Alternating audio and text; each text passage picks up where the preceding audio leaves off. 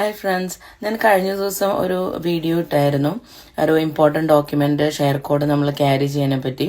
അപ്പോൾ നമ്മൾ ഈ റീൽ ഇട്ടപ്പോൾ ഒത്തിരി പേര് എന്നോട് ഡൗട്ട് ചോദിച്ചു, അത് മാത്രം മതിയോന്നും.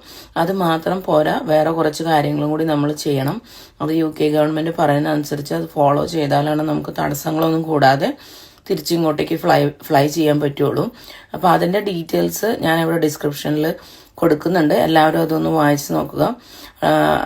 നമ്മൾ ഷെയർ കോഡ് മാത്രം ക്യാരി ചെയ്യാതെ പോരാ. പിന്നെ കുറച്ച് പേര് എന്നോട് ചോദിച്ചു ഷെയർ കോഡ് എന്താണ്. ഷെയർ കോഡ് നമ്മളിവിടെ UK യൂസ് ചെയ്യുന്ന ഒരു ഇൻഡിവിജ്വൽ കോഡ്സാണ്. അതെല്ലാവർക്കും അവരവരുടെ BRP വെച്ച് ജനറേറ്റ് ചെയ്യാൻ പറ്റും. അതിന് 90 days ആണ് വാലിഡിറ്റി ഉള്ളൂ. അപ്പോൾ അതനുസരിച്ച് വേണം നമ്മൾ ഈ കോഡ് ആക്ടിവേറ്റ് ചെയ്ത് ക്യാരി ചെയ്യാൻ വേണ്ടിയിട്ട്. പിന്നെ ഷെയർ കോഡ് തന്നെയാണ് നമ്മളിവിടെ ജോലിക്ക് വേണ്ടിയിട്ടും വീട് മേടിക്കാനും ഒക്കെ ആയിട്ട് യൂസ്